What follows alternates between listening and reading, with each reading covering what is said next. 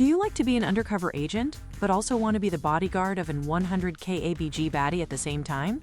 If yes, then today's Manhwa is just for you. So without further delay, let's begin our recap.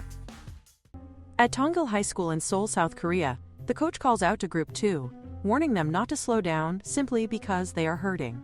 If they ease up now, they will only grow more exhausted later, especially with Group 3 right behind them. Under the blazing heat, second-year student Kim Seol cannot help but wonder who could possibly have thought that holding practice in such weather was a good idea. Since she is already present, she decides she might as well rest briefly before returning. However, when she steps into the classroom, she notices that a boy is already inside. He quickly calls out to her, insisting that although the situation might look suspicious, it is absolutely not what it appears to be. He reassures her not to worry, explaining that he has already checked and confirmed that her desk is safe. Kim Seol walks straight toward him and delivers a sharp kick to his leg, demanding to know what he is talking about and calling him a psycho.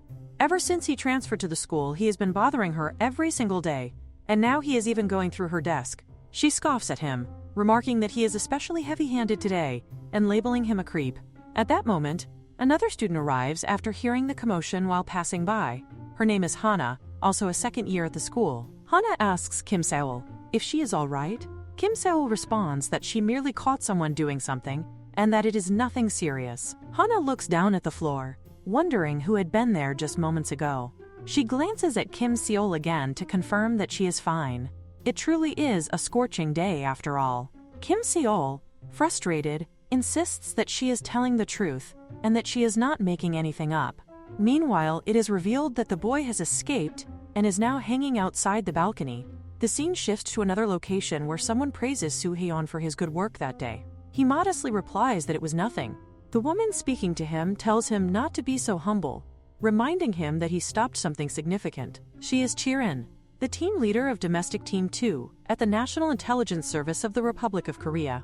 She clarifies that she is referring to the target he reported securing earlier. The retrieval team has just contacted her, and from the photographs, the target resembled a mummy. She remarks that this must be how things are handled overseas. Despite the trouble the target caused, he was relatively small time, and judging by his appearance, he had not been stationed there for long. Soo-hyeon observes that this likely means the enemy was merely testing the waters, probing their defenses as expected. He concludes that the game to determine the next ruler in the north has begun. However, targeting someone so young feels unusual. Turin adds that Kim Seol's life is now in their hands, and that Soo-hyeon is going to have a difficult time ahead. Soo-hyeon acknowledges this calmly. He is, in fact, the youngest black operative in Domestic Team 2 of the NIS. Chirin instructs him to remain by Kim Seol's side at school from now on and continue investigating.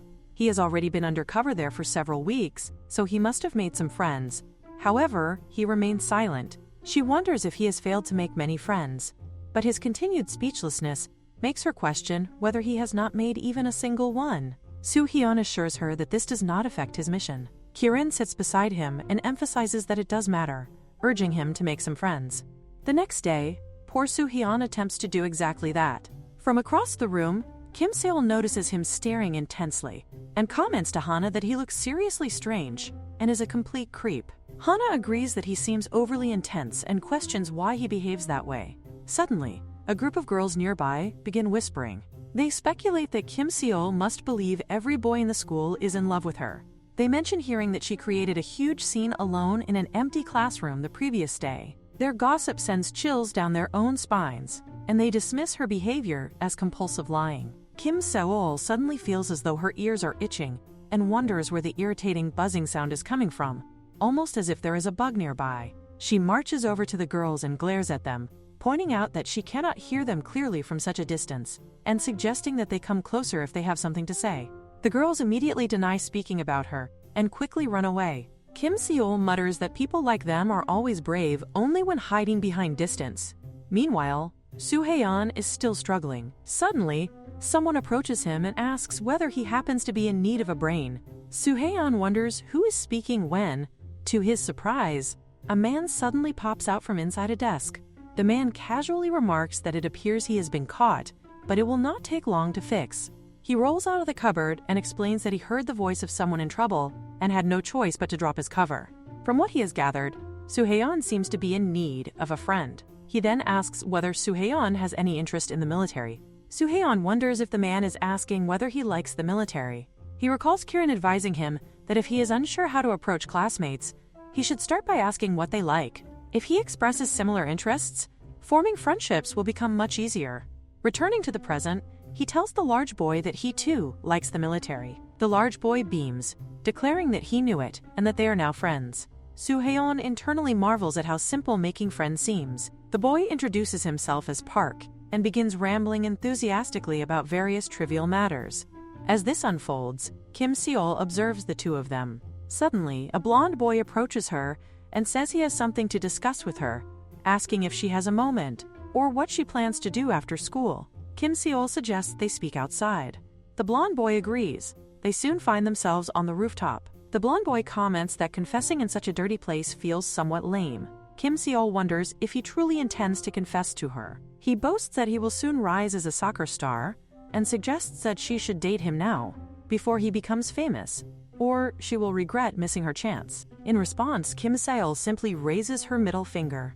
Angered, the boy demands to know whether she is looking down on him. She turns away, coolly asking what he intends to do even if she is. If he has nothing else to say, she plans to leave. Furious, he kicks a can toward her. Before the can can strike Kim Seol, Soo-haeon suddenly appears and blocks it. The blonde boy demands to know who Soo-haeon thinks he is to interfere, but upon recognizing him and sensing the intense aura he exudes, the boy becomes visibly terrified. He mutters that he understands and that they are all crazy, birds of a feather. He warns Kim Seol to watch herself from now on before storming away. Kim Seol shrugs it off, then turns to Soo-haeon. She tells him he is no better and admits that she does not understand anything he has done so far. She questions who he truly is and why he behaves this way, even wondering whether he likes her.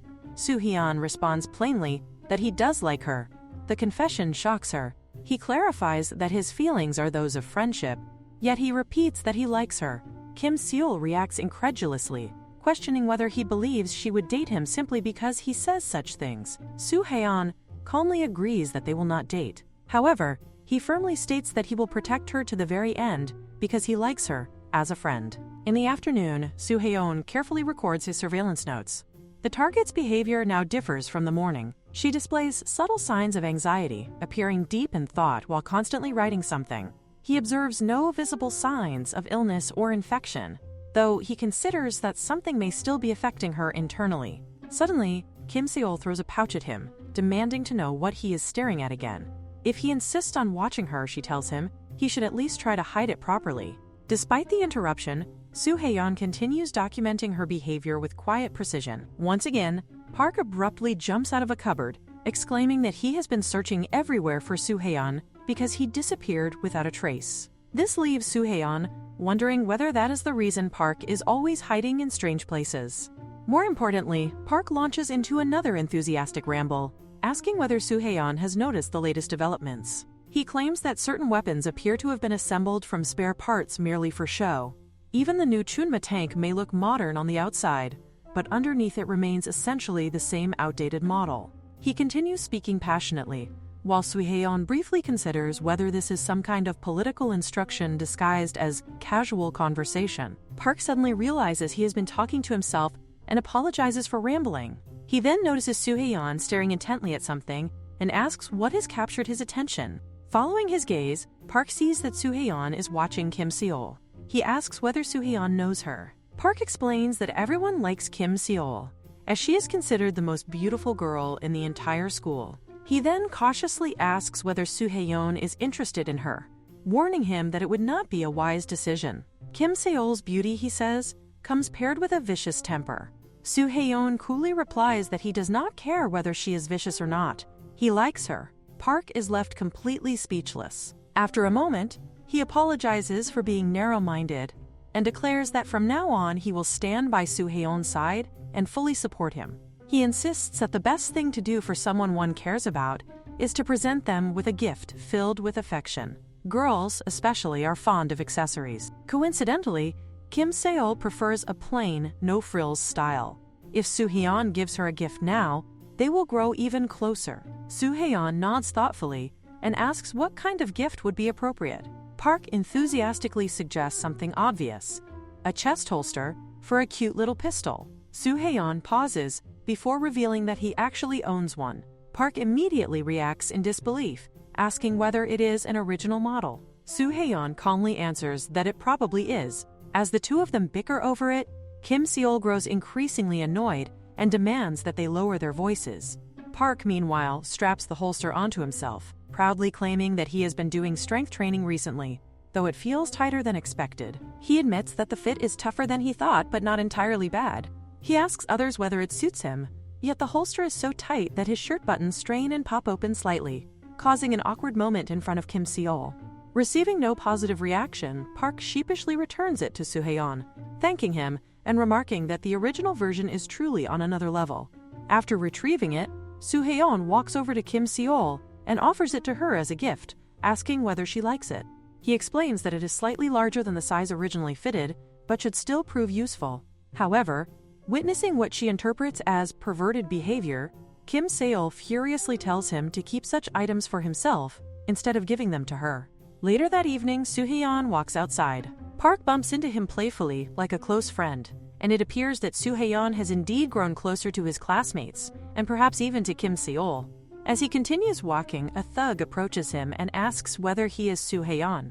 The thug explains that a friend wishes to speak with him and asks whether he has a minute. The blonde boy from earlier steps forward, greeting him with a forced smile and asking whether he remembers him. Soo-haeon calmly inquires about his business. The blonde boy becomes irritated, accusing him of pretending not to know, and asking whether he has forgotten what he did before. Soo-haeon immediately replies that the blonde boy threatened Kim Seol first. The blonde boy grows angry, accusing Soo-haeon of talking down to his senior. The other boys with him warn Soo-haeon that he should use proper honorifics when addressing seniors, and suggest that he needs to be taught a lesson.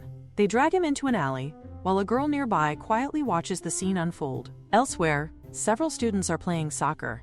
Kim Seol stands apart, thinking about how Soo-haeon protected her earlier, and how he promised to protect her to the very end. Hana approaches and asks what she is doing, and suggests they leave. Kim Seol brushes it off, saying it is nothing, and that the weather feels slightly chilly, so they should head inside quickly. The scene shifts to Soo-haeon, reporting back to Kiran that the day's tasks are complete. Kiran praises his good work and asks whether anything unusual occurred.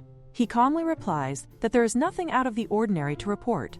She decides not to intervene for now, confident that those who interfered will eventually realize their mistake. Soo-haeon then asks whether it would be acceptable for him to tidy things up a little. Kiran questions whether it is truly that messy and suggests leaving it for later. He insists that she may continue resting, as he will handle everything alone. After thoroughly cleaning the entire station, Chirin remarks that it looks exactly as it did when they first moved in. She then asks whether attending school is difficult for him. Soo-haeon answers that it is not hard. Although it is his first time dealing with school life and friendships, the experience feels new and fascinating. Chirin responds that this is a relief to hear. Meanwhile, the seniors who confronted him earlier discuss what happened. They admit they could not land a single hit on him and eventually let him go. Although they consider him disrespectful, they acknowledge that he must be highly skilled. They wonder why he only dodged instead of fighting back. One suggests that perhaps their earlier training had some effect, as they noticed him wobbling around like a boneless creature. Still, they reluctantly admit that he was insanely fast. Despite their bruised pride, they agree not to provoke him again, sensing that something about him feels off. The blonde boy, however, remains irritated. He complains that seeing Soo-haeon standing beside Kim Seol bothers him deeply, which is why he wanted him taken out. The others point out that since they could not even land a hit, defeating him would be impossible. Suddenly, a red-haired boy approaches them and tells them to wait. He says there is something he wants to ask.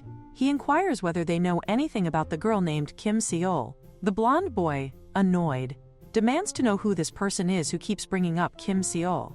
The red-haired boy calmly replies that he is simply someone with a strong interest in Kim Seol. Hannah asks Kim Seol whether she has heard the story that there must have been a fight between students from nearby schools. Rumors say that everyone involved was seriously hurt and that the scene had been complete chaos. She thinks they should be careful while going home today. As she speaks, Seol is seen looking towards Soo-haeon and Park. When Hannah asks whether something is wrong, Seol replies that it is nothing, yet she turns her eyes toward Soo-haeon once again, only to find him literally glaring at her. The sight makes her shout and call him a pervert. She demands to know whether he truly has a death wish, and reminds him that she has told him not to stand there like that, declaring that he is truly hopeless. While the two of them continue fighting, someone approaches and tells them to stop. The strange boy remarks that they are being too loud in their sacred school, and that their behavior is hindering the studies of other students. As the president of the discipline committee, he asks them to cease this commotion immediately. Both Soo-hyun and Seol look at him in confusion, but because he is the president, Seol agrees that they should stop. Once again, the annoying girls begin whispering that Seol is acting up, though it is nothing special. They mockingly question whether she believes that being famous is everything, and wonder what would happen without the discipline committee. Even though the president is strange at times, they admit that they are grateful for him. Seol remains unusually silent. Soo-haeon asks whether there is a problem, but she glares at him and tells him to shut up.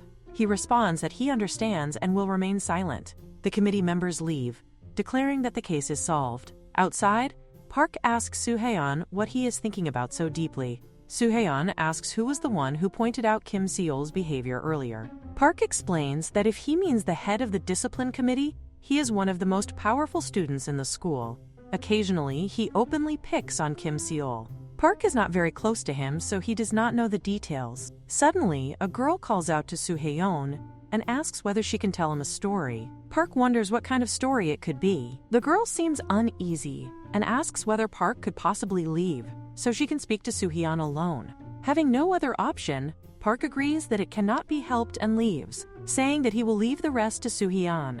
On the other hand, Hannah questions why the head of the discipline committee always behaves that way when students are watching. She believes there must be a reason behind it, and suspects it may have something to do with Soo-haeon. Seol simply remarks that it is nothing, which makes Hannah question why she is so calm. She insists that they should find the reason and wonders what it truly is. Seol responds with indifference, implying that even if they discover the truth, it is not as though it has happened only once or twice. She then asks Hannah to go back first because she wishes to walk for a while before heading home. She says she needs time to think alone. Hannah agrees, noting that Seol appears to have things she needs to organize as well. As Seol walks alone, Park is seen walking too, mumbling to himself that it is fine because he simply was not chosen for this battlefield. He accidentally bumps into Seol and immediately asks whether she is all right, apologizing for not looking ahead properly. When he realizes who she is, Seol remarks that the timing is perfect because she has something to ask him. Meanwhile, the strange and annoying girl speaks to Soo-haeon, expressing that she never imagined she would be able to talk to him so easily. She reflects that if she had known this would happen, she would have approached him sooner. Soo-haeon notices that her story seems somewhat forced and asks what business she has with him. She admits that she really likes one particular aspect of him, namely that he does not look at anyone else but Seol. Since he transferred a few weeks ago, she has pretended not to notice, but she has seen everything, especially how he behaves towards Seol. She was surprised that all of his actions were directed solely at her. However, she questions Seol's reactions, pointing out that Seol ignores him, gets angry, pushes him away, hits him, and even strikes him again. She believes that such treatment is too much, and claims that if she were in Seol's place, she would never treat him that way. She suggests that perhaps he should try being close friends with her instead. Soo-haeon immediately refuses. He explains that he does not know what she is talking about, but he does not approach Kim Seol expecting anything in return. He simply acts the way he does because he likes her. The girl expresses surprise, yet she observes that most of his actions seem to trouble Seol, which makes him sad. He views everything as a process of trial and error. Hearing this, the girl blushes and smiles. She then apologizes and says that she will support him from the sidelines. That evening, Soo-haeon is walking when Hannah calls out to him. He asks what it is and points out that this is not her usual direction. She admits that it is true, but today she wants to speak with him. She takes out a wire and asks whether he has a moment, her expression carrying an unsettling and slightly eerie undertone. He glares at her for a while before calmly stating that he will have to pass because it is almost time for dinner. However, Hannah tells him that he had better not be joking and asks whether he is not even free for a moment. He replies that it is not exactly that, but right now he is sensing an overwhelming killing intent coming from her. In the next instant, she lunges at him, striking forward and jumping on top of him while taking aim at his head. She declares that he needs to keep a reasonable distance. However, Soo Hae-yeon has already dodged the attack, and he asks why she attacked him, insisting that he needs a proper explanation. He then notices that she has cleanly cut his tie. With a faintly annoyed expression, he tells her that this is going to require compensation. Hannah remarks that he only dodged by sheer luck, and that he is acting as though nothing happened. She charges at him again, saying that they will see whether he can dodge this one too. Once more, he evades her effortlessly, and states that he has no intention of fighting right now. All she needs to do is explain the situation, so she should stop attacking and start answering. Her anger flares even more intensely at his calm response. In a swift motion, she manages to hook his leg and restrain him, causing him to wonder when exactly she managed to catch him like that. He realizes that her next attack is going to be dangerous. Just as the tension peaks, someone suddenly intervenes, striking the ground sharply to halt them. It is the team leader. She asks Hannah whether they should begin the questioning and suggests that they stop fighting here, since they are all friends. Hannah immediately shouts that the suggestion is ridiculous and demands to know who is friends with whom. The team leader calmly responds that time is up, and the scene shifts. The team leader tells Hannah to look at the bigger picture. She explains that Seol is in danger and currently in a very serious situation. That is why their superiors and her elder have reached an agreement. Hannah asks whether her grandfather truly told her to cooperate with them. She is a second-year student at Unification High School and a direct bodyguard from the North Korean Ministry of State Security assigned to protect Kim Seol. The team leader assures her that the matter is extremely serious. Hannah struggles to understand why her elder would make such a decision. The team leader explains that this is all because of Kim Seol. Setting aside all inconvenience and hassle, her safety is the elder's top priority. If Hannah still cannot accept it emotionally, she should consider it from a broader perspective. Strategically, this cooperation is far more efficient and sound. Hannah acknowledges that if they are speaking about the bigger picture, she understands. Seeing that she has finally gathered herself, the team leader adds that there is something she has been curious about. She asks what kind of person the elder Hannah lives with truly is. Hannah replies that he is simply someone she lives with. However, the team leader insists that he is clearly more than that. Even their higher-ups know of him. He has always been assigned to protect VIPs like Seol, which is impressive. Even though Hannah is not his biological child, he still protects her. Hannah questions whether it is truly that impressive, if the child is not biologically his. At that moment, Seol firmly tells the team leader to watch her words. The team leader immediately apologizes, explaining that she phrased it in a way that could be misunderstood. She continues by saying that they must stay alert because even more enemies may appear. Things would be much easier if they worked together.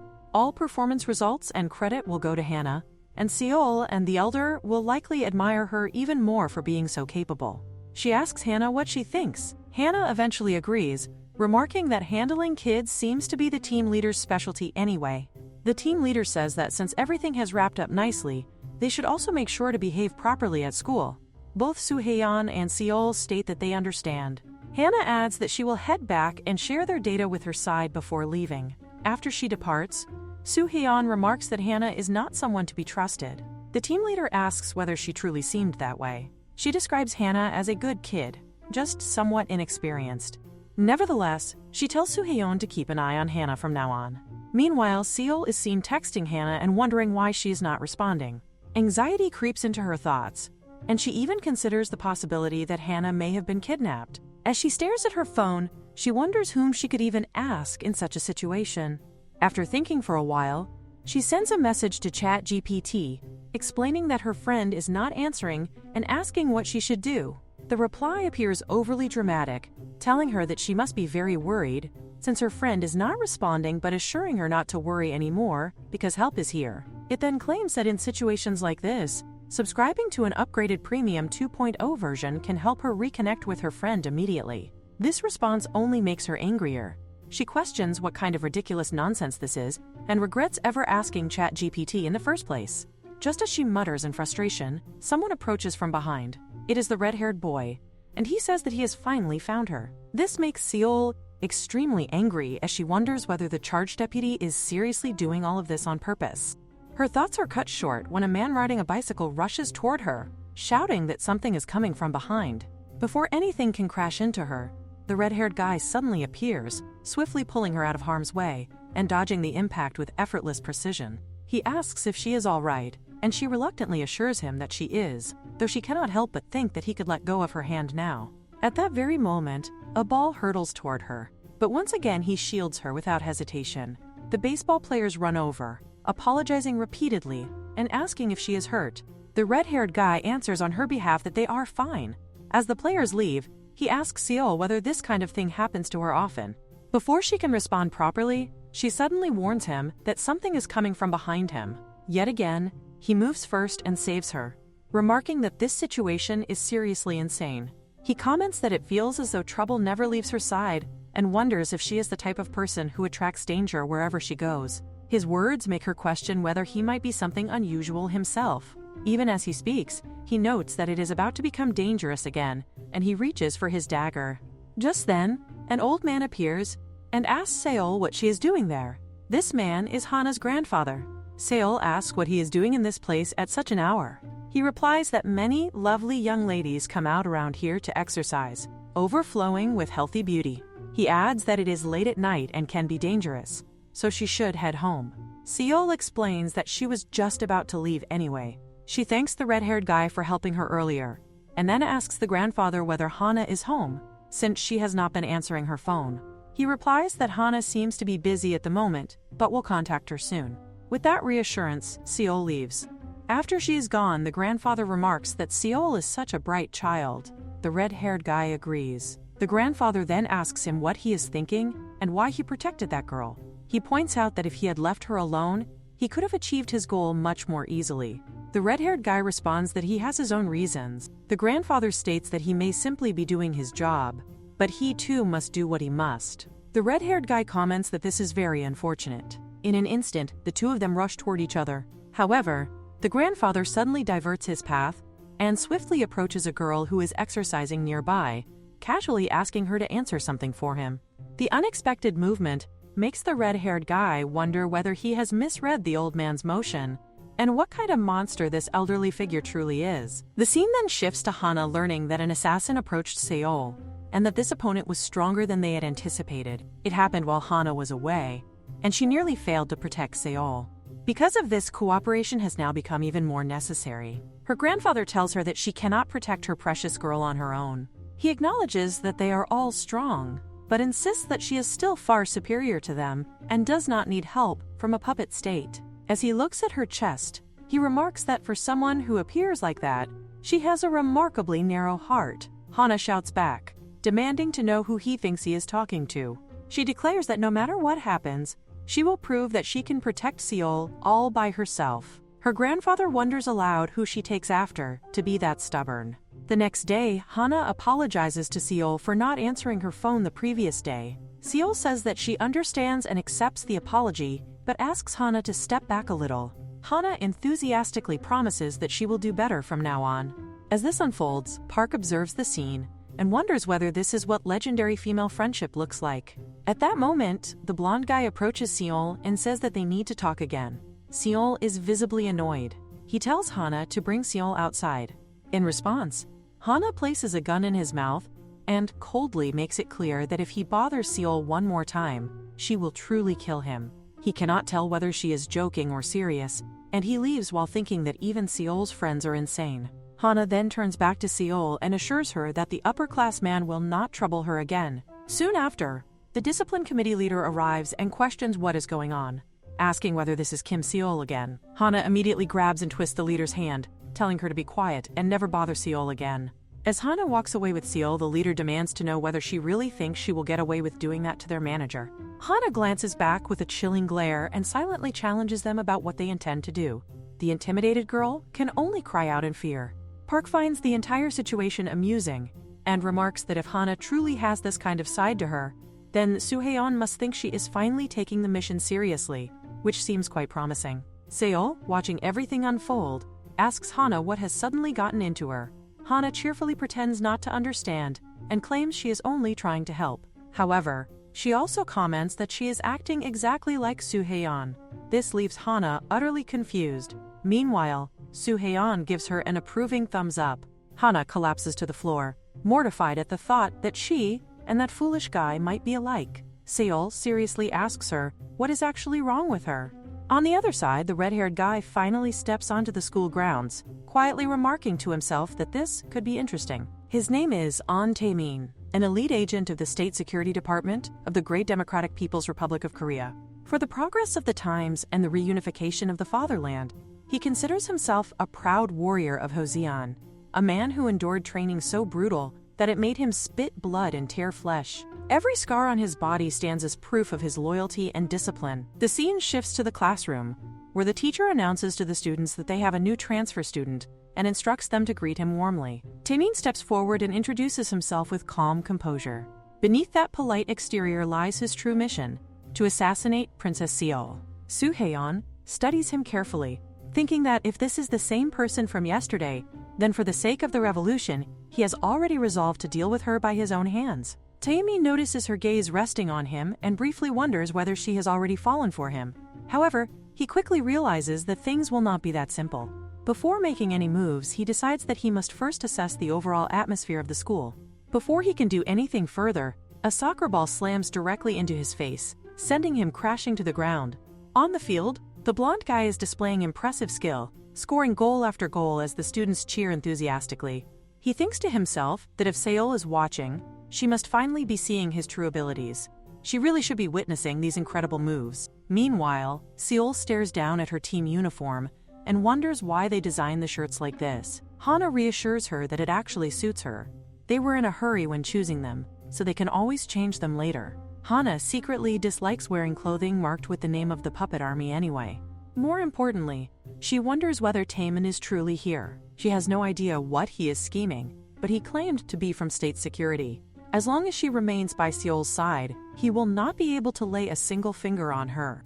On the ground, Taemin struggles to process what is happening. He wonders whether even the young female students here are puppet soldiers. He never received intelligence suggesting that. In his mind, they are all filthy American lapdogs. He briefly questions whether the princess is the same. Seol catches him staring and asks what he is looking at. The situation is proving to be far more difficult than he anticipated. Once again, a soccer ball strikes him, knocking him down. He begins to suspect that everyone in this school might be his enemy. At that moment, Soo-haeon approaches and asks whether he is all right. He gently comments that Taemin does not seem used to soccer and advises him not to push himself too hard. Taemin is surprised, thinking that perhaps there are decent people in South Korea after all. Nearby, the girls whisper among themselves that the transfer student is quite handsome. Still, they admit that Soo-haeon is also rather good-looking. And on top of that, he is completely devoted to Seol. They ask Sewa whom she likes more. She replies that she likes both. Naturally, she says that because she tends to be boy-crazy. They then ask Maria who she prefers, and Maria shyly admits that she thinks Soo-haeon. Suddenly, the PE teacher storms in, shouting and demanding whether they are trying to embarrass him like this. His name is Steele, the Marine Corps enlistment class instructor and the PE teacher at Unification High School. He declares to Ahn Taemin that if they lose without scoring even a single goal, he will lock them all in the gym and make them scrub it spotless. There will be no slacking. He orders them to move immediately. Other students mutter that it cannot be done. Having had enough humiliation, Taemin begins running fiercely, thinking that they are all demon-like enemies and that he will not let this end in disgrace. He steals the ball from the blonde guy and charges forward, kicking it straight into the goal.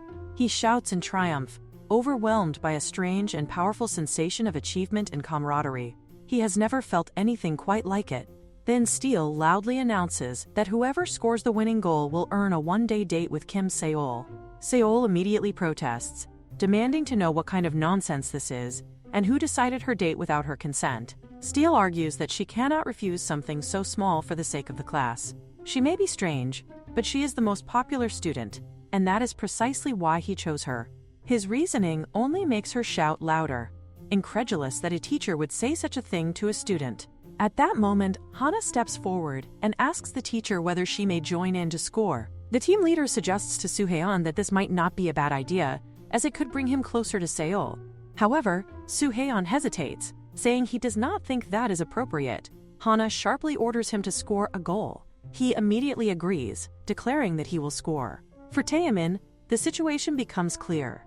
A date presents the perfect opportunity. That will be the most certain way to eliminate her. Both he and Soo-hae-on become fully determined to score. Just then, the blonde guy appears from behind, stating that they have been underestimating him the entire time.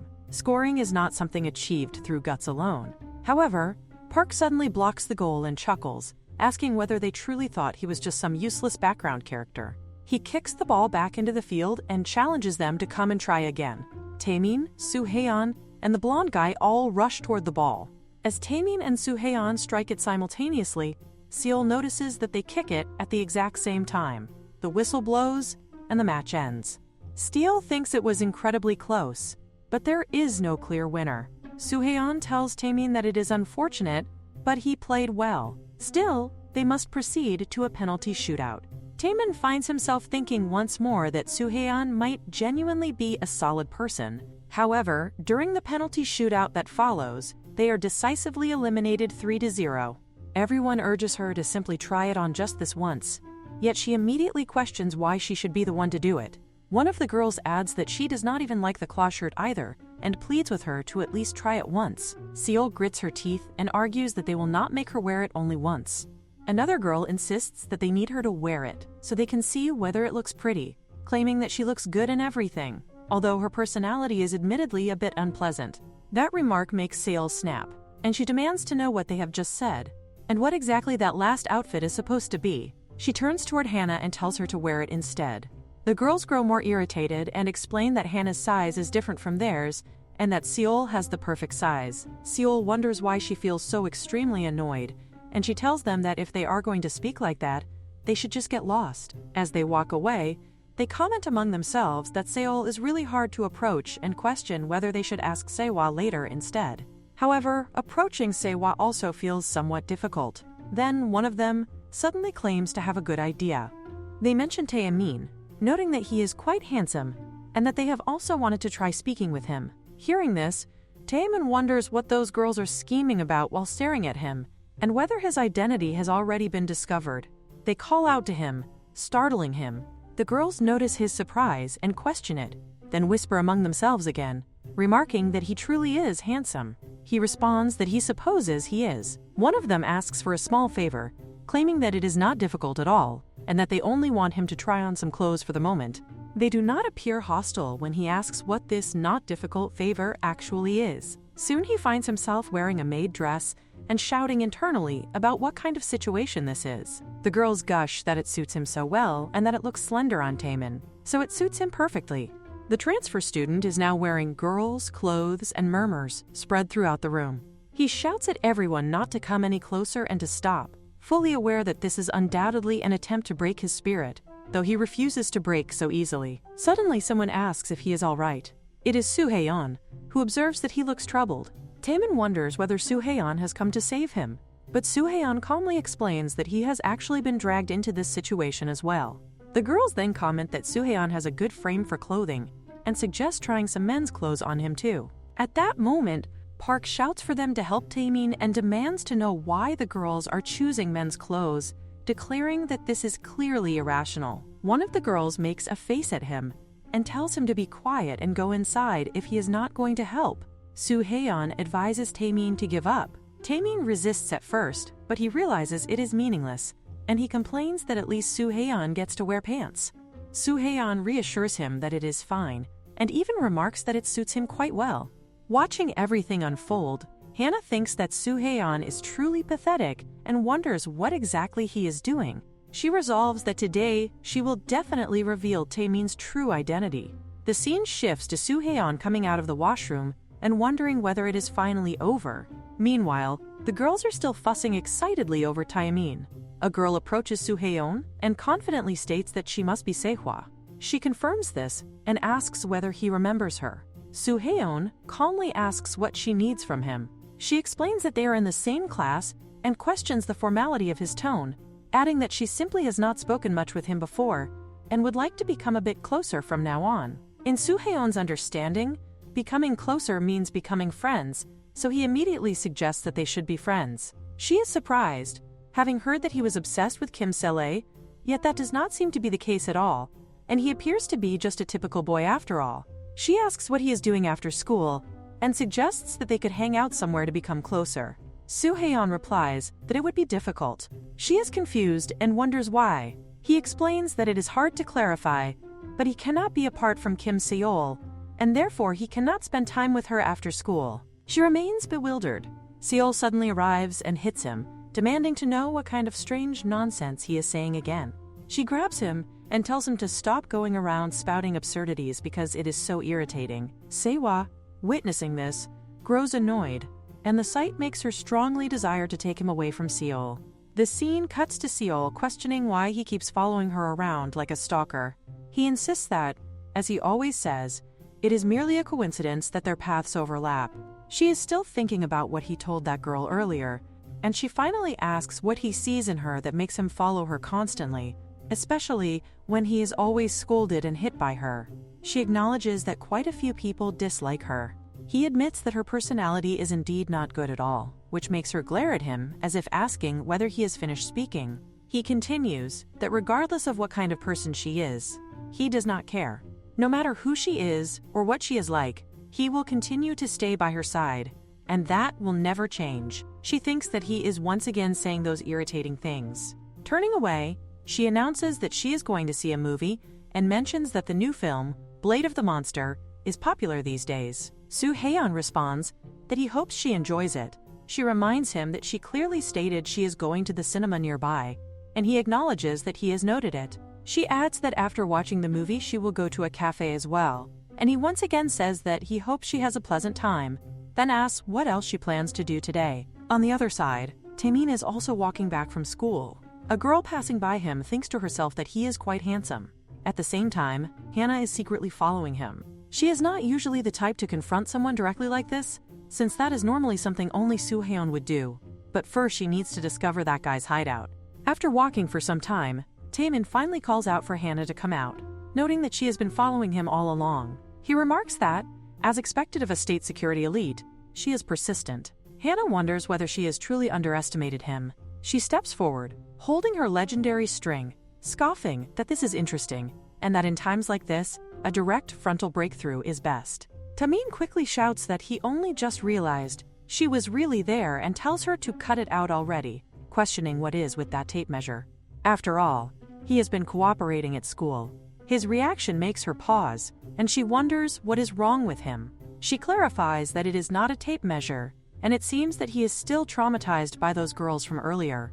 Suddenly, he runs away, yelling at her to stop messing with him. Hannah cannot believe that he is actually trying to run away from her, but she refuses to let that happen. Meanwhile, Seol is enjoying her movie when a piece of popcorn hits her. She turns around and sees Soo-haeon sitting behind her, casually eating popcorn. She asks what he is doing there. He responds that she came to see this movie too, and that it is an amazing coincidence since he also wanted to watch this film himself. She cannot get used to how annoying he is.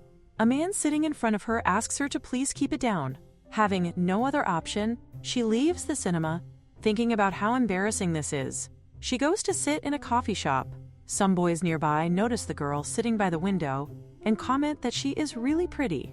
However, she is clearly having a hard time because Soo-haeon is once again staring at her. She turns toward him and demands to know whether he is doing this on purpose. He repeats his usual line, claiming that she is there too and what a coincidence it is, adding that he likes the coffee there as well. She wonders what on earth she was even expecting from this guy. When she leaves the store, he asks if she is leaving already. She shouts that it is none of his business. At that moment, she notices Hannah chasing Taemin. Taemin runs straight into Seol, knocking her to the ground. Hannah immediately asks why she is there and, more importantly, whether she is all right, since that was a pretty hard hit. Seol assures her that she is fine. Soo-haeon goes over to Taemin and asks whether he is all right as well. Once everyone steadies themselves, Hannah explains that she only wanted to talk to Taemin because she had something to ask him, but he suddenly ran off, so she chased him. She reassures them that she did not do anything and asks Taemin to confirm it. Having no other option, he agrees. Hannah thinks that putting this guy in front of Seol is dangerous. However, he has been oddly tense since earlier, and with so many people around, he will not be able to do anything reckless. Taemin says that it seems he misunderstood the situation. Hannah glares at him, thinking that his answer is not convincing. He wonders whether this girl is acting like the princess's guard. On the other hand, Soo-haeon seems to be enjoying the situation. Hannah then asks Taemin to keep smiling like that. Looking at all of them, she asks whether they have some time. The scene shifts to an arcade. Hannah punches the boxing machine and says that it relieves her stress. She asks Seol whether she wants to try. Seol replies that she is not good at hitting things, so she will pass. When she says this, Seol comments that it is true, and that she is kind of girly, so it does not really suit her. Taemin and Soo-haeon stand there, and Taemin thinks that poor Seol has no idea at all. He decides that for today, he will be satisfied with just gathering information about the princess. With so many people around, dealing with the princess would only become complicated, and he might not receive his reward properly either. More importantly, he wonders whether Soo-haeon is also close to the princess. If possible, he will have to deal with the princess somewhere Soo-haeon is not around. After all, Soo-haeon is a rare, decent person in this puppet nation. Just then, Seol tells the boys to stop posing and to just hit the machine already. Hannah notices that Seol seems unusually excited today. Taemin goes first and scores 960, which makes everyone think that he is quite strong. He boasts that there is no one there who can beat him. Hannah takes her turn and hits the machine, but she only scores 955. She complains that she did not hit it properly, and that if she had tried one more time, she could have won. As expected, she is a rather intense girl. Seol then teases Soo-haeon, asking whether it bothers him that everyone thinks he is weak. He calmly replies that it does not really bother him, and that he simply needs to hit it. She tells him to just smash it properly. He moves as if preparing to strike, but then he suddenly turns and walks away, making her wonder where he is going. She thinks that he is leaving at a time like this. She feels that his score would actually be good, but she questions why she is even secretly cheering for him. Moments later, he returns carrying a large rod and says that things have changed, so they should step back for a moment. Seol immediately starts hitting him and shouting, demanding to know whether he is crazy and what on earth he is carrying. Soo-haeon calmly explains that she herself told him to smash it properly. She yells at him to hurry up and throw it away. He finally agrees and tells her to stop hitting him already. The next game they are playing unfolds with an unexpected intensity. While Seol is immersed in the competition, Soo-yeon watches her with keen interest and thinks that she possesses truly impressive skills. Hannah casually adds that Seol has always been good at games. They used to spend countless afternoons at the arcade after school, and everyone there used to think she was insanely talented. However, there were always a few annoyed boys who insisted she must be relying on cheap tricks, unable to accept that she was simply that good. At this point, it seems inevitable that someone will voice criticism, and of course a guy steps forward and bluntly declares that she played absolutely terribly. Seol immediately turns toward him and fixes him with a sharp look, silently demanding to know what he is talking about. Hannah quietly advises her not to provoke people like that again. On the other side, Taemin watches the scene unfold. He has been observing the princess since earlier, finding her cunning and judging her personality to be filthy. He thinks that if someone like her were to become the supreme leader, it would be disastrous. Just then, Seol turns directly to him and challenges him to face her, proposing that the loser will have to pay for dinner later. He initially refuses without hesitation, claiming that he does not even wish to associate with her any further. However, when she suggests that he is afraid of losing, his pride is struck. He accepts the challenge, determined to demonstrate the refined combat techniques of state security elites through his gaming skills. 5 minutes later, he is shouting that she is not playing fairly. She only laughs and casually remarks that she is perfectly fine with that, even suggesting that he can cover the drinks later as well. Soo-hyun watches all of this unfold, realizing that he has never seen this side of her before. The scene shifts to later, when they're all having dinner together. Seol thanks Taemin for the meal. Soo-hyun immediately tells him not to worry too much, offering to cover part of the cost as well. This makes Taemin briefly wonder whether this South Korean comrade is actually some kind of angel. Seol tells Soo-hyun to stop pretending to be nice. Taemin, meanwhile, thinks that blocking the princess's brutal exploitation like this is admirable of him. Hannah, however, internally criticizes him as pathetic, questioning whether he has any idea that this man is their enemy. She resolves that one day she will prove he is more incompetent than she is, and she is determined to prove it this time. Later, Seol suggests that they take pictures together, mentioning that it has been a long time since they took daily 4-cut photos. Taemin observes the photo booth machine carefully, thinking that such a device would make it easier to conduct searches or attacks in a grand space, and he is secretly impressed that in South Korea, machines can even take photos automatically. Inside the photo booth, Seol asks the boys to relax their expressions and wonders if they have never done something like this before. Deciding that their stiffness will not do, she declares that if they do not cooperate properly, they will lose at rock, paper, scissors. As they begin playing rock, paper, scissors with exaggerated energy, Taemin has no idea what is happening. Because he is the imposter among them, the others suddenly begin hitting him playfully, while the camera continues snapping pictures. For the final shot, Seol instructs everyone to stretch their fingers outward in a specific pose, and the camera clicks once more. They then try on hairbands, and Seol bursts into laughter at the sight of Soo-hyun wearing his. After enjoying themselves thoroughly, they take one last sweet picture. When they step outside, they are satisfied with the results. Taemin feels exhausted but strangely fulfilled, unable to fully understand the unfamiliar sensation. As they walk, a man passes by Taemin and whispers that life in South Korea seems quite enjoyable for him, reminding him not to forget their objective. After the man leaves, Seol cheerfully suggests that since the weather is nice, they should grab some drinks and head to the park. She turns to Taemin and asks if he is coming along, but he replies that he is heading home. She questions why he is suddenly ruining the mood. Hannah, meanwhile, knows that she must figure him out by today. She apologizes to Seol and says she needs to head back as well, explaining that for now she has no choice but to trust Soo-hyun. As she leaves, Seol feels annoyed and wonders whether Hannah likes the transfer student or something worse. Soo-hyun assures her that there is absolutely no way that is the case, so she does not need to worry. Seol turns to him and asks how he can be so certain. He dismisses it as unimportant and reminds her that she had wanted to go to the park, offering to accompany her if she still wishes to go. Later, in the park, he tells her that she looked genuinely happy today and asks whether she had fun. In truth, he himself enjoyed it. It was his first time spending time like that. She admits that she had fun too, though not because she particularly enjoyed being with him, but simply because they were all together.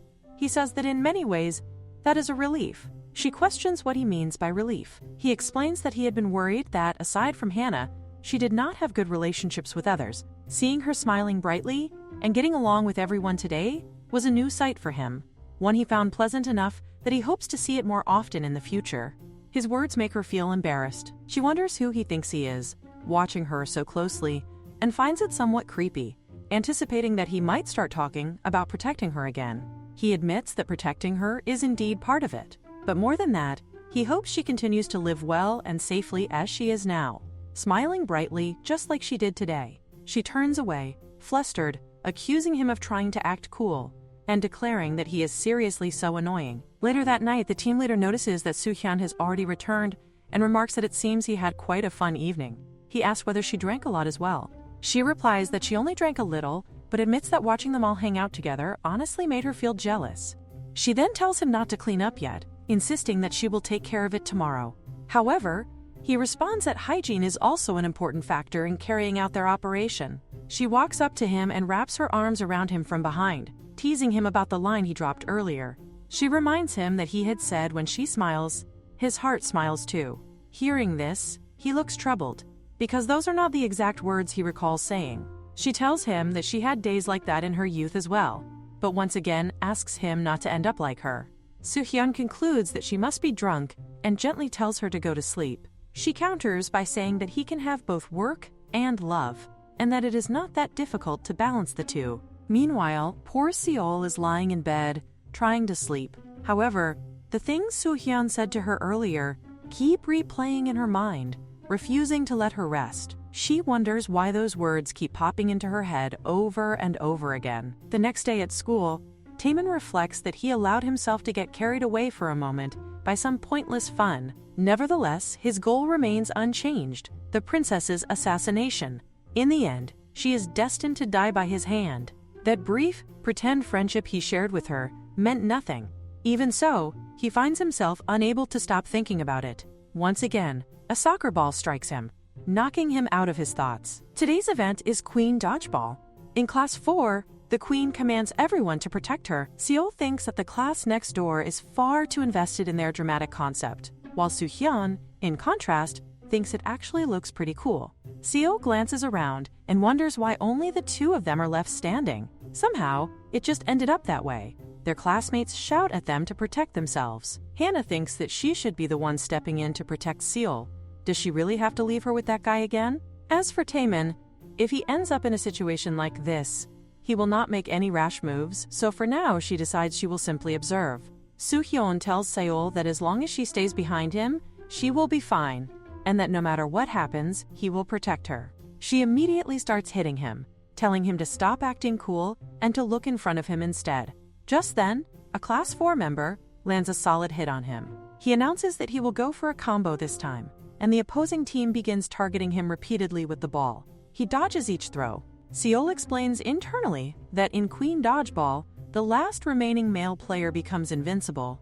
She cannot understand why he keeps letting himself get hit. He claims that he cannot risk injuring regular students. This makes her think that he is still showing off, even now. She shouts at him, asking how he expects to win if he just stands there getting hit. Then she figures that he should simply aim for the queen without hurting anyone else. Members of Class 4 shout angrily, questioning why he is acting as though he has everything under control. With that, he launches a spinning whirlwind shot. This time, however, he catches the ball instead. He does not want to hurt civilians, so he decides to end the match in a single throw. The Class 4 members quickly position themselves to protect their queen. Soo-hyun throws the ball high into the air. They assume it is far too high, and that he has given up on the match. To their shock, the ball descends perfectly and strikes the queen. With that decisive hit, Class 4 is eliminated. Soo-hyun turns to Seol and asks if that means they are the winners, leaving her wondering what kind of person he truly is. Soon after, the announcer declares that it is time for a dance break by dance club member Sehwa and asks everyone to give her a round of applause. Students begin murmuring, praising her dance and calling her super gorgeous. Some even declare that from today onward, they are on her team rather than Seol's. Seol starts shouting that Sehwa looks completely different like this. Park is nearly in tears, thinking that she is the ultimate secret weapon of the school. On the other hand, Taemin is utterly confused. He wonders what they are supposed to be now. First, they wore puppet state uniforms, and now they look like they are dressed in prison uniforms. If they are meant to be prisoners, then this setting makes no sense. He questions how he is supposed to eliminate the princess in such a chaotic map. For a moment, he considers wiping them all out so thoroughly that they would not even be able to open their mouths. After all, what does the State Security Department have to fear? No matter how many people there are, he believes he could handle it instantly. 3 seconds would be enough. Just then, Soo-hyun calls out to him, informing him that the relay race is next and that he is running as well, so he should get ready. Taemin responds automatically, still trying to process what just happened. He did not even notice Soo-hyun approaching him. Meanwhile, Seol observes Soo-hyun and feels that he seems unexpectedly different today. She cannot quite put her finger on it. The match begins. Soo-hyun starts running, and at one point he grabs someone's hand. Seol watches him in confusion. A girl asks him whether this is for real. Soo-hyun calmly tells her that it is fine, that she should just trust him and run. As the scene unfolds, it becomes clear that the person running alongside him, hand in hand, is Sehwa. 10 minutes earlier, the crowd erupts in excitement as someone shouts that the red hat is unbelievably fast. Cheers echo across the field as everyone marvels at the insane form of the transfer student, realizing that he must have been hiding this strength the entire time. Damon thinks that a simple speed run like this is nothing for him, and whatever the challenge may be, he intends to finish it quickly. The next task involves spicy chicken noodles, but something like this also seems insignificant to him, and he plans to clear it in no time. However, not even a few seconds after he begins, he starts shouting and crying out in agony, overwhelmed by the intense spice. He cannot comprehend the tongue-numbing pain he is experiencing, a sensation he has never felt before in his life. On the other side, Park cheers enthusiastically, declaring that the real battle is always against oneself. Meanwhile, poor Steele thinks that this challenge is going to drive him insane. Taemin reflects that compared to all his past training, something like this feels even harsher. Unable to endure it any longer, he hands the remaining noodles to Maria, declaring that he will leave the rest to her. He assures her that she can do it, yet she ends up spilling water everywhere, in her frantic attempt to cope with the spice. Hannah laughs, saying that it is fine as she begins to run. The others stare in disbelief at how fast she is running. Hannah herself wonders why she is pushing herself this far, but when she reaches Soho, she urges him to win by any means necessary. He confidently assures her to leave it to him. The announcer then declares that for the final runner of the relay, participants must choose the friend they are most likely to go on a date with. On the other hand, Seol finds this extremely annoying. If she ends up being chosen, she reminds herself that she did work hard in soccer because of that day as well. However, the one who gets chosen is not Seol, but Sehwa. He approaches her, asking if she can perform well. She confidently assures him that of course she can, and she questions what he thinks the athletic reflexes from dance club practice are for. However, no one tells him that she actually hates exercising. She grabs his hand, prompting him to comment that this is a good strategy, and that he will trust her and run. The other girls cheer for the two of them, and eventually, they win the race as everyone hypes them up excitedly. Seol hears the commotion and wonders what she is doing with that irritating laugh, silently hoping that Sehwa did not just laugh at her. Steele announces to everyone that he is in a good mood and will buy pizza for all of them. Park reacts as if pizza rations are combat supplies, something that does not happen often, and Soho agrees enthusiastically. Sehwa then approaches Soohaeon and tells him that he did a good job today. He responds that she performed incredibly well, and that thanks to her, they secured first place. She replies that she is happy he complimented her.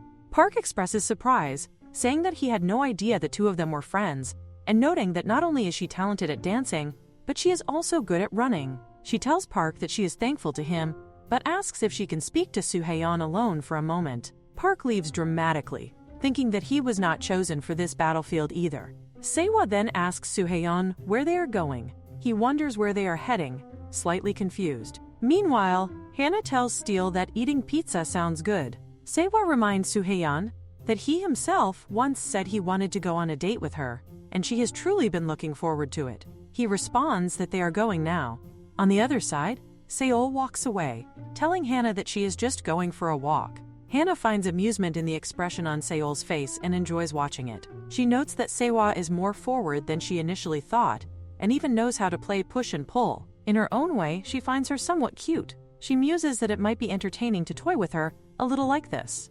The scene then shifts to Soohaeon, handing Sehwa a drink. When she questions whether this is actually supposed to be a date, he calmly confirms that it is. She challenges whether he truly understands what a date means. He explains that spending one-on-one time with the opposite sex qualifies as a date. She suggests that next time, they should go somewhere nicer together. She had initially thought he was merely quirky, but now she realizes he is even stranger than she expected. She leans closer to him, remarking internally that this is unexpected, considering he was supposed to only have eyes for Seol. She had no idea he might also be interested in her. Soohaeon then reveals that he has been observing her for quite some time, because there is something specific he wanted to confirm with her. She eagerly prompts him to continue, even contemplating the possibility of almost dating him if he says the right thing. However, her expectations shatter when he abruptly asks what she truly thinks about Seol. She is taken aback, wondering why he suddenly brings up Seol and why he is asking her. He explains that from the way she has always looked at Seol, he could clearly sense that she is very conscious of her, and he noticed the same behavior earlier as well. That is precisely why he wanted to ask what she genuinely thinks of Seol. She immediately grows defensive, questioning whether Seol put him up to this, and what exactly Seol told him. She insists that if anyone is conscious, it is Seol who is conscious of her. He clarifies that he merely asked for her opinion, yet she is reacting defensively. She retorts that it should be obvious. Suddenly, she feels as though he is making her sound like some kind of weirdo. Internally, she fumes, thinking about Seol and questioning who she thinks she is, sending some guy to interrogate her. She refuses to believe that she would waste her time caring about someone like Seol. Soohaeon concludes that he has confirmed her aggression sufficiently. He instructs her to place her hands on the back of the chair and turn around, warning that if she has any weapon on her, she should drop it immediately. At that very moment, Seol appears and delivers a powerful kick straight to his face, demanding to know what he thinks he is doing. Some students gossip about how Class 3 is getting pizza, calling them childish and wondering whether they should ask their own teacher for the same treat. While the other kids are laughing and enjoying themselves, Seol walks alone, questioning why she is even bothered by them right now. She repeatedly tells herself not to think about it and reminds herself that it is none of her business who he chooses to hang out with. She reasons that if that guy finally leaves her alone, wouldn't that actually be a win for her? After all, she believes that girl had been getting on her nerves this entire time. If he simply disappeared from her life, she would probably be better off. Yet she stands there alone, wondering what on earth she is even doing. At that moment, she sees the two of them openly flirting. She tells herself that this is perfect. They should just stick together like that and disappear forever. However, as she reflects on everything, she remembers that she is, in a way, friends with him. Moreover, he is unpredictable, almost psychotic, and capable of doing anything. As a friend, she convinces herself that she should keep a close eye on him. That is when she encounters a strange side of him and wonders what the hell he is doing and whether he has truly lost his mind. Sehwa suddenly stands up and demands to know how long Seol has been watching. She then turns and shouts at Soo-haeon, asking whether she was not enough for him and whether he is now trying to pull the same stunt with other people too. He responds with something strange, which only makes her angrier. There he goes again, with that bizarre way of talking, and she urges him to just get it over with already. Sehwa then turns her anger towards Seol, questioning who she thinks she is. She accuses her of being the one who made Soo-haeon do this, and asks whether it feels good to make a fool out of people. Seol fires back, stating that she just saved her from a pervert, and if Sehwa does not understand that, she should stay out of it. Sehwa retorts, accusing Seol of gaslighting people while dragging them around, which makes Seol shout in disbelief, demanding to know what she is even calling gaslighting. Sehwa coldly states that she understands. It irritates Seol that Soo-haeon has been hanging around her lately. Seol demands to know what she is talking about, and insists that Sehwa can have that pervert all she wants. But Sehwa pushes further, telling her not to pretend she is not upset just because he paid attention to her during the sports festival. Seol glares at her, asking whether she has completely lost her mind, and telling her to stop making up ridiculous stories. Before things escalate further, Soo-haeon steps in and declares that that is enough, as both of them are far too worked up, and a physical fight might break out. However, another boy shouts at him to stay out of it, saying that he is the biggest problem here and should be the one to keep quiet. Meanwhile, Hannah casually enjoys her pizza, wondering where Seol disappeared to. The scene shifts to the team leader speaking to Soo-haeon. She reminds him that she had repeatedly told him that girl is just a civilian, and questions whether he was truly planning to search that girl's body if Seol had not stopped him. She wonders who exactly is protecting whom in this situation. Soo-haeon insists that he definitely saw it. Sehwa was clearly aggressive towards Seol, and they almost clashed physically earlier. To him, it was obvious. The team leader sighs and explains that he is probably too inexperienced to understand. There is a frightening world that exists solely between girls. It is not the kind of danger he imagines, but it is still dangerous in its own way. It looks dangerous enough to her, but she admits he is still too young to grasp it fully. In fact, it might be better if he never does. She adds that Sehwa claiming she is conscious of Seol is not entirely wrong. Seol stands out significantly. She is known for being pretty, and her personality is far from ordinary. Recently, she has become even more noticeable because of Soo-haeon. Her combat abilities are also at a considerable level, though that is not what the team leader is referring to. Some people may feel resistant towards someone like her, while others might secretly admire her. She suggests that the reason Sehwa approached Soo-haeon in the first place is likely because he is known as the princess's man. Soo-haeon apologizes, admitting that he does not quite understand what she means. She replies that it is probably too complicated for him anyway. Still, she instructs him to properly apologize to Sehwa the next day. As a girl herself, she believes that searching her body was excessive. Does he not think so? Soo-haeon continues to argue that the search was justified, but the team leader silences him with a stern glare, warning that if he wants to face disciplinary action for threatening a civilian, he had better apologize immediately tomorrow. The next day, Soo-haeon approaches Sehwa and asks if they can speak for a moment. She insists that he genuinely scared her and questions how long he has been standing there. However, upon noticing other boys nearby, she quickly changes her tone and asks what he wants to talk about, claiming she has nothing to discuss with him. He explains that he came to apologize and would truly appreciate it if she could spare him a moment. Eventually, they find themselves alone. She asks why he had to drag her all the way there, just to talk, and questions whether he plans to do something strange to her again. Soo-hae-on begins by sincerely apologizing. He admits he is truly sorry and believes he misunderstood her. She shrugs it off, saying it is fine, since she already knew he was a weirdo anyway. She makes it clear that she is not interested in him, so he should not get the wrong idea. Soo-hae-on looks visibly deflated and wonders whether that means they are no longer friends. She finds his sudden expression oddly cute and reassures him that of course they are still friends. However, since Seol is involved, she wants to draw a clear line between them, and that is what she means. She then asks whether he likes Seol. Without hesitation, he confirms that yes, he likes Seol. Hearing him admit it so directly annoys her more than she expects. Yet he continues, explaining that he does not want to compare her to Seol because she has her own strengths and charms. In fact, he believes her appeal as a woman does not fall behind Seol's at all. She might even be more attractive. With that, he announces that class is about to begin and thanks her for making time to talk. He suggests they should head back. As he walks away, she reflects on how unbelievable it is that she tried to steer him along like this, and yet she cannot understand why she does not hate it. It feels as though the player is the one being played. The alarm rings sharply, and Seol groggily reaches out to stop it. Wondering why morning has arrived so quickly, she stretches lazily, her body heavy with sleep. It is 6:32 a.m., and she feels overwhelmingly drowsy. Meanwhile, Soo-hae-on is already awake. At 6:34 a.m., he begins his morning exercises, maintaining a strict routine.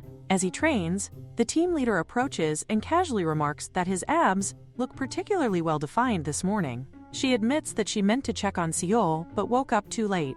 Soo-hae-on reassures her that there is no need to worry since he already checked and has been monitoring things on her behalf. He calmly states that it will soon be time for washing up and personal hygiene, which makes the team leader abruptly shout for him to stop, warning that if he continues any further, there will be no turning back. Soon after, Soo-hae-on takes a shower, thinking that he can finally relax for a moment. Once finished, he prepares breakfast. The team leader comments that his cooking is consistently good. He replies that meals are also part of the mission. With that, the two of them leave for school at the same time. On the way, Seol shows something on her phone to Hannah, saying that she saw something hilarious earlier. At the same time, Soo-hae-on discreetly keeps track of her surroundings. He carefully checks the area around the school and confirms that there are no abnormalities. Inside the classroom, everything appears normal as well, except for Park. Saehwa enters and greets Soo-hae-on with a bright good morning. He returns the greeting politely. She asks whether he arrives this early every day. Then, in a slightly hesitant tone, she mentions that it may not be a big deal, but she wants to know if what he said yesterday was serious. When Soo-hae-on asks what he said, she reminds him that he claimed she was more attractive than Seol. Just as he is about to respond, Seol enters the room and casually asks Hannah, "What is for lunch today?" Saehwa grits her teeth, thinking that, of all the times, Seol had to show up now. Soo-hae-on notices the shift in her aggression and tells her firmly to stop. He makes it clear that even if she might consider herself more attractive, that does not give her the right to harm Seol in any way. She responds that it is fine, but asks whether he could let go of her hand first. At that moment, Seol marches over and smacks him, shouting at him to stop and calling him a psycho.